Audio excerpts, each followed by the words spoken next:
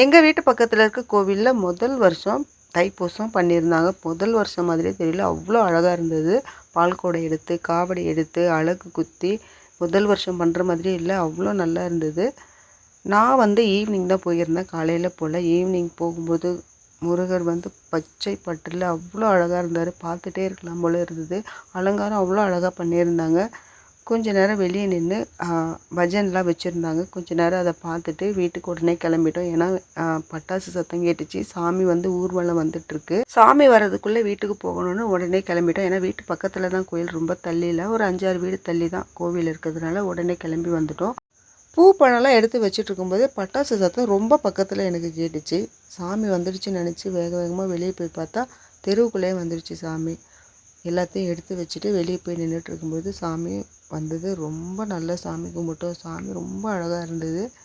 முதல் வருஷம் தைப்பூசம் பண்ணுறாங்க, நான் கூட அப்படி தான் நினச்சேன். முதல் வருஷம் தைப்பூசம் நல்லா பண்ணுவாங்க அப்படின்னு தான் நினச்சேன். ஆனால் காவடி எடுத்து பால்குடம் எடுத்து அலகெல்லாம் குத்தி இப்படிலாம் பண்ணுவாங்கன்னு நானே நினச்சே பார்க்கல. அவ்வளோ நல்லா பண்ணியிருந்தாங்க. இது என்ன மாதிரி நிறைய பேருக்கு தெரியாமல் கூட இருக்கும்.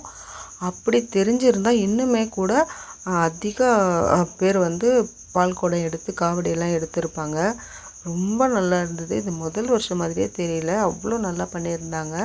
காற்று வேறு ரொம்ப அதிகமாக அடிச்சுட்டு இருந்தது. எங்கே கற்பூரம் அணைஞ்சிருமோன்னு நினச்சிட்டே இருந்தேன், என்னன்னு தெரியல. இப்போ பார்த்து காற்று அதிகமாக அடிச்சிட்ருக்கு.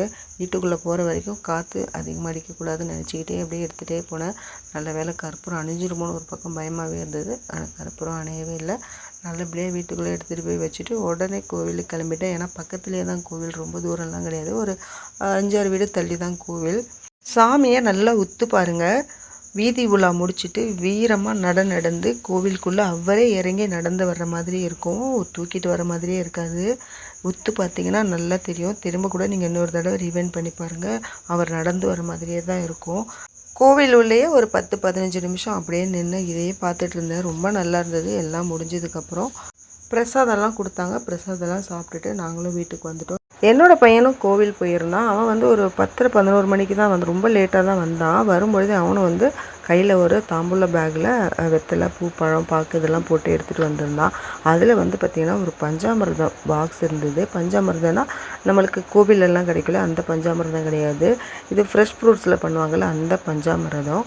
ரொம்ப பிடிக்கும், எங்கள் வீட்டில் எல்லாருக்குமே ரொம்ப பிடிக்கும். அது எப்போ யார் கொடுத்தாலுமே நாங்கள் அது மட்டும் உடனே ரொம்ப பொறுப்பாக காலி பண்ணிவிடுவோம். ஏன்னா அவ்வளோ பிடிக்கும் எங்கள் எல்லாருக்கும். உங்களில் யாருக்கெல்லாம் இந்த பஞ்சாமிர்தம் பிடிக்கும்னு சொல்லுங்கள். வீடியோ பிடிச்சிருந்தா ஒரே ஒரு லைக் மட்டும் கொடுங்க.